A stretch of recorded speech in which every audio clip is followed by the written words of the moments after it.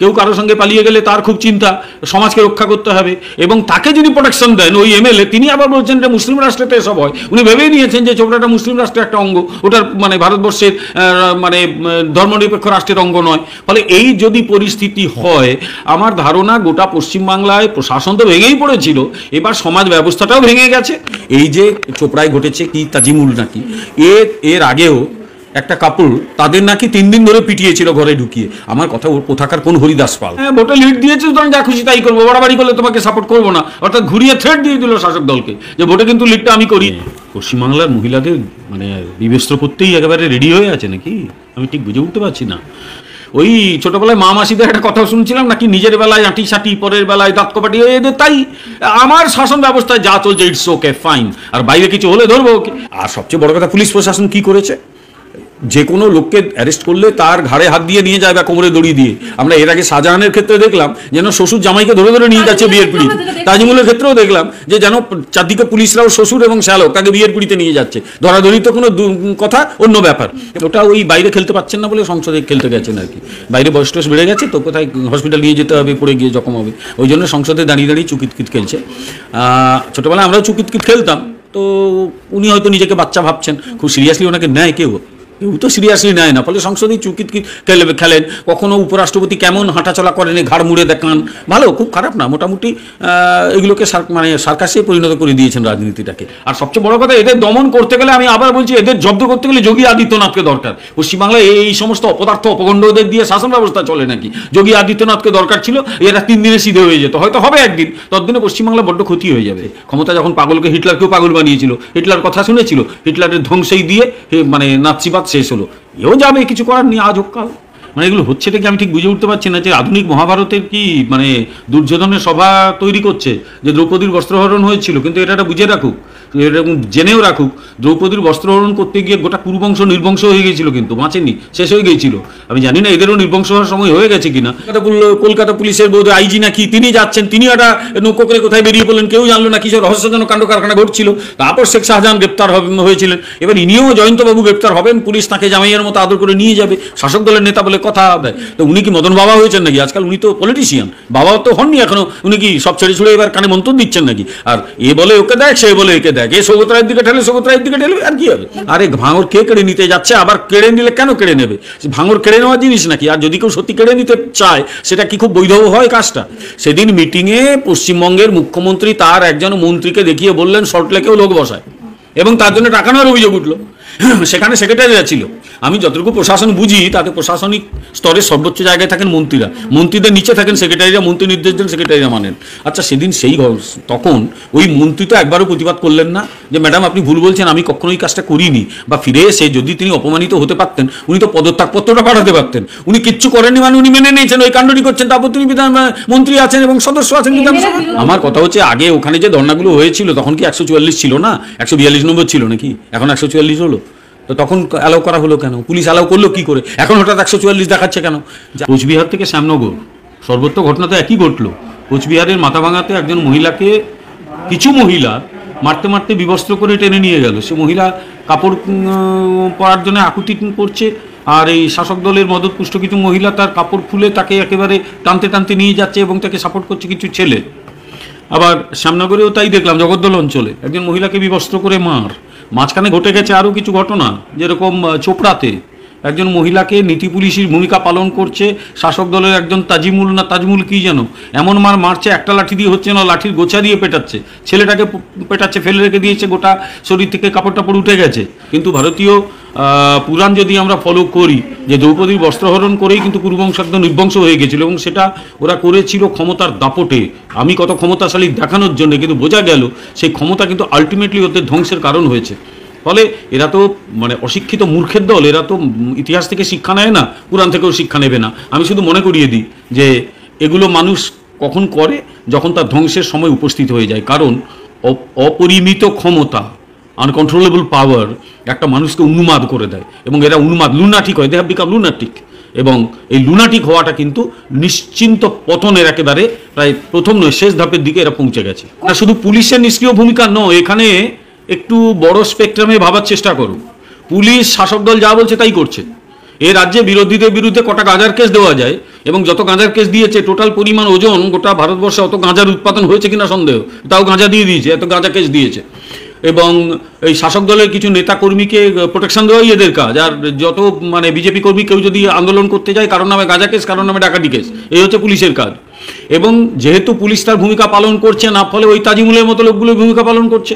তারা এক একজন স্বঘোষিত নেতা, স্বঘোষিত মানে মানুষকে শাস্তি দানকারী। এই স্থানীয় ভিত্তিতে এই লোকগুলো শাসক দলকে ভোট আনিয়ে দেয়, আর শাসক দল নির্বাচনে জেতার জন্য যে কোনো লেভেলে চলে যেতে পারে, যে কোনো লেভেলে যা খুশি তাই করতে পারে। একাধিক উদাহরণ আছে। এবং এবারে আমরা দেখছি এই শ্যামনগরে ওখানকার এমএলএ তো ইসলামিক রাষ্ট্রের কথা বললো, মুসলিম রাষ্ট্রে এসব হয়েই থাকে, তার সঙ্গে আরও কতগুলো কথা বললো সে। 1 লক্ষ ভোটে এখানে আমরা তৃণমূলকে লিড দিয়েছি, মানে চোপড়া 1 লক্ষ ভোটে তৃণমূলকে লিড দিয়েছে, না মনে করিয়ে দিচ্ছে, যাই কারণে এখানে 1 লক্ষ ভোটে লিড দিয়েছি, ও তো মাথা কিনে নিয়েছি। এবং এই যে ওখানকার এমএলএ এত দীর্ঘদিন ধরে এই অঞ্চলে যে দাপটেও রাজনীতি করছে, পশ্চিমবাংলার অন্য কোনো দাপুটে নেতা আছে বলে আমার অন্তত জানা নেই। বহু বছর ধরে তার দাপট সেখানে রয়েছে, এবং সবাই ওকে সমঝে চলবেই, কারণ তার যা কথাবার্তা, তার যা আচার আচরণ, এবং তার সঙ্গে তাজিমুল, তার সঙ্গে কাকে যেন একটা পাওয়া গেল, কি গির নাকি, ও গির অরণ্য থেকে এসছে কিনা বলতে পারবো না, তিনি একজন মোহাম্মদ গির নাকি, তিনি হচ্ছেন তার আরেক সাগরেদ, মানে এর সাগরেদ হচ্ছে এমএলএ সাগরেদ হচ্ছে ওই তাজিমুলের সাগরেদ আবার গির। মানে একটা রাজনৈতিক ব্যবস্থা, সামাজিক ব্যবস্থা কিভাবে চলে বুঝে নাও, অর্থাৎ এরাই চালায় সামাজিক ব্যবস্থা। এদের হাতে যদি ক্ষমতা থাকে তো এরাই লোককে পিটবে। আর একটা কথা বলি, সেটা হচ্ছে উত্তরপ্রদেশে যা ঘটেছে তার জন্য যোগী আদিত্যনাথ কঠোরতম ব্যবস্থা নিয়েছেন। ইতিমধ্যে সে গডম্যানকে পুলিশ খুঁজে বেড়াচ্ছে এবং তাকে ধরবে আজ হোক কাল। এবং সেখানে কি করে এই ঘটনা ঘটলো তো অলরেডি তদন্ত নির্দেশ দিয়ে দেওয়া হয়েছে, তার একটা স্পেশাল টিম গঠন করে দেওয়া হয়েছে। কি হয়েছে পশ্চিমবাংলায়? ধামা চাপা দেওয়ার চেয়ে এখানে গাজোয়ারি করে যা হয়েছে, অত কথা বলার কি আছে? এই হচ্ছে মনোভাব। যেরকম এবারে লোকসভা নির্বাচনে এমন একজনকে দাঁড় করানো হয়েছিল, তার বিরুদ্ধে দাঙ্গার অভিযোগ আছে, তারপরেও তো যা করেছি বেশ করেছি, এই মনোভাব। আসলে কেউ যদি অন্যায় করেও বারবার জিতে যায়, তার মধ্যে এই উদ্ধত্তটা তৈরি হয়ে গেছে। এদের কে কার সঙ্গে যাবে না যাবে সে তো তার ব্যাপার, তার হাজব্যান্ড ওয়াইফ আছে, তো তারা তো সেটেল করবে নিজেদের মধ্যে। উনি কি হরিদাস পাল? আমার কথা হচ্ছে তার হাজব্যান্ড ওয়াইফ ডিসিশন নেবে। তার ওয়াইফ যদি মনে করে হাজব্যান্ড অন্যায় করছে, কোর্টে গিয়ে ডিভোর্স নেবে। তার ওয়াইফ যদি মনে করে, হাজব্যান্ড যদি মনে করে না আমার ওয়াইফের সঙ্গে আমি থাকতে পারছি না, কোর্টে গিয়ে ডিভোর্স নেবে। এইসব না করে এদের মারার অধিকারটা কি দিয়েছে? আসলে এরা মানুষকে দেখাতে চায়, দেখো আমি এখানকার রাজা, আমার কথা মেনে চলতে হবে, ভোটটা আমার কথা অনুযায়ী দিতে হবে। আলটিমেটলি তো ভোট, আমি হচ্ছে রাজা, এখানে অন্যায় করলে আমি পিটিয়ে সিধে করবো, আমি হচ্ছে এখানকার হরিদাস পাল। শাহজাহানকে 52 দিন লেগেছিল, এটা 53 দিন হতে পারে, অসুবিধা কি আছে? শাহজাহান 52 দিনে ধরা পড়েছিল। তার আগে সবাই বলতো কোথায় আছে, সবাই জানতো। ওখানে পুলিশ যাচ্ছেন, কলকাতা পুলিশের বোধ আইজি নাকি তিনি যাচ্ছেন, তিনি একটা নৌকো করে কোথায় বেরিয়ে পড়লেন, কেউ জানলো না, কিছু রহস্যজনক কাণ্ড কারখানা ঘটছিল। তারপর শেখ শাহজাহান গ্রেপ্তার হয়েছিলেন। এবার ইনিও জয়ন্তবাবু গ্রেপ্তার হবেন, পুলিশ তাকে জামাইয়ের মতো আদর করে নিয়ে যাবে। শাসক দলের নেতা বলে কথা, নেতাদের ভোটে জিতিয়ে দেন বলে কথা, কি আর করা যাবে? এইভাবেই শাসন ব্যবস্থা চলছে পশ্চিমবাংলায় এরকমই জায়গায় পৌঁছে গেছে। ওই পৌরসভার, কামারহাটি পৌরসভার একজন পৌর প্রতিনিধি, তিনিও নাকি মদন মিত্রের ঘনিষ্ঠ, তাকেই মেরে ফেলে দিল একজন মহিলা, তিনি নাকি আবার অভিনেত্রী। এরা আবার কাকে ছাড়ে? এরা কাউকে ছাড়াই ব্যাপার নেই, এখন এটাই চলছে। এবং এরা একটা মহিলাদের দিকে বহুদিন ধরে নজর দিচ্ছে। এই তো গত সপ্তাহে দুর্গাপুরের খবর, একজন ভদ্রমহিলার হাজব্যান্ডের চাকরি গিয়েছিল, সে লোকাল তৃণমূলের কয়েকজন নেতাকে বলেছিল যে আমার হাজব্যান্ডের চাকরিটা যাতে ফেরত পাওয়া যায় দেখো, বলে হ্যাঁ আমাদের সঙ্গে ঘোরাঘুরি কর, ফুর্তি করি, তারপর তোর হাজব্যান্ডের চাকরি দেবো। এটাই চলছে, অসুবিধা কি আছে? শাসক দল বলে কথা, ফুর্তি করার অধিকার রয়েছে, পুকুর বাজানোর অধিকার রয়েছে। এইরকম একটা কি বলবো ইললেজিটিমেট শাসক দল এটাই করবে, বেশি কিছু করবে। কারণ লেজিটিমেট পাওয়ার এরা ইউজ করে না, এরা লেজিটিমেট পাওয়ার বা বৈধ ক্ষমতাকে অবৈধ করে। এটা পশ্চিমবাংলায় যেটা চলছে, বৈধ ক্ষমতার অবৈধকরণ। জানি না এখান থেকে মুক্তি কবে হবে।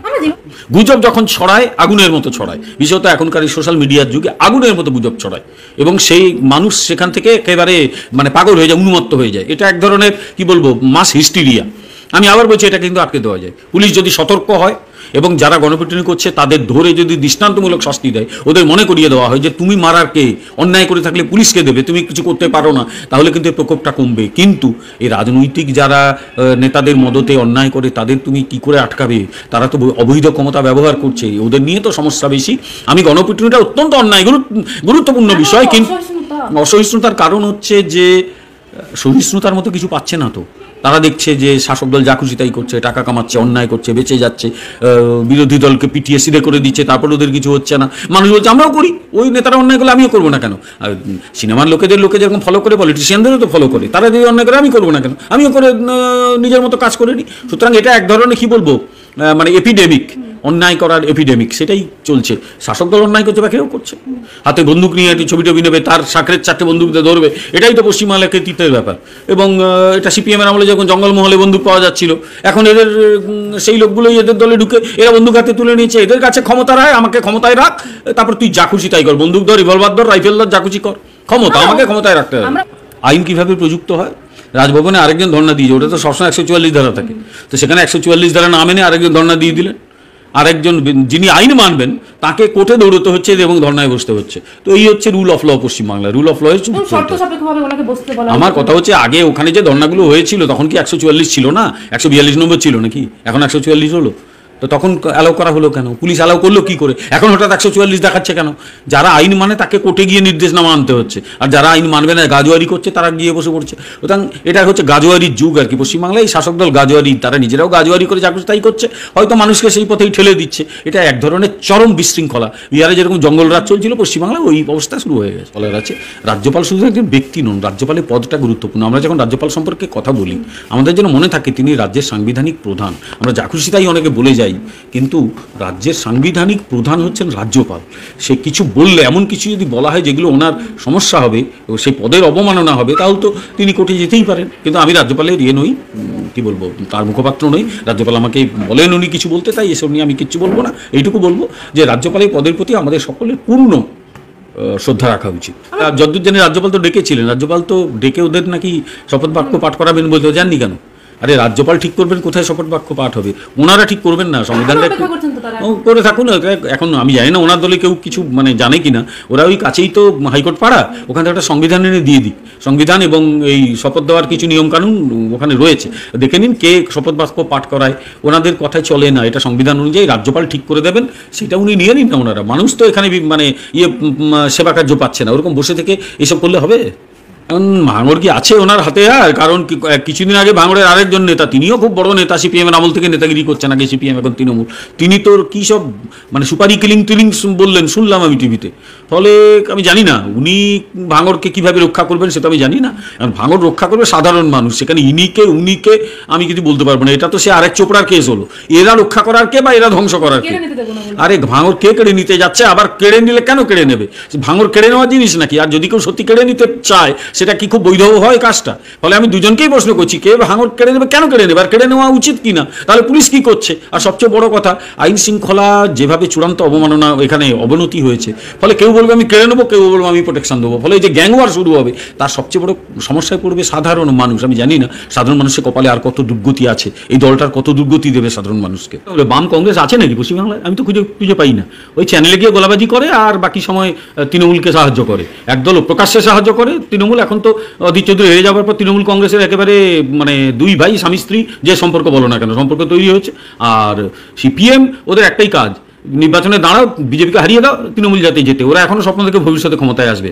একটা জিনিস এরা বোঝে না, এই জীবনে ক্ষমতায় আসতে হবে না, বরং এই সামাজিক বিষয়গুলো নিয়ে কথা বলে লাভ হতো। আমার কথা, যখন এই সিপিএম বা কংগ্রেসের কাছে আমার প্রশ্ন, 2021 সালে যখন তৃণমূলের হাতে বিজেপির কর্মী সমর্থকরা দলে দলে খুন হচ্ছিল, মহিলারা সম্মানহানি হচ্ছিল, কোথায় ছিল ওদের এই লোকগুলো? বড় বড় কথা বললে আমি শুনবো? এই কারণেই এরা শূন্য হয়ে গেছে। শূন্যরা বলছে না, শূন্যের কথা শোনা যায় না, কি করা যায়? লোকজন থাকলেও তো বলবে, কিছুদিনের মধ্যে উঠে যাবে এরা, কিছু থাকবে না নিশ্চিন্ত। কিছু নেই, লোকজন নেই, 2-5টা আছে, মাঝে মাঝে খুব এদিক ওদিক করে কিছু মিছিল টিচিল করে, বাকি সময় শীত ঘুমে চলে যায়। কংগ্রেস খুশি একটা জিতেছে, ওদের যে আসল নেতা হেরে গেল অধীর চৌধুরী, তাতে তেমন একটা দুঃখ নেই। ও একটা দলগুলো যখন শেষের পৌঁছয় তখন এই অবস্থাই হয়। আমরা কথা দিচ্ছি ভারতীয় জনতা পার্টির পক্ষ থেকে, আমরা কিন্তু লড়াইটা করব এবং এই তৃণমূলের এই অপরাধের বিরুদ্ধে বিজেপি লড়ে যাবে যতক্ষণ এই দলটাকে ক্ষমতা থেকে সরানো সম্ভব হয়। কংগ্রেস চটে যায় এমন কোনো কাজ তৃণমূল কংগ্রেস করবে না। তৃণমূল চটে যায় এমন কোনো কাজ, ওদের মধ্যে অধীর চৌধুরী যখন ঝামেলা হতো, ওখানে ফোন করতো, পি চিদম্বরম এসে মিটিং করতো।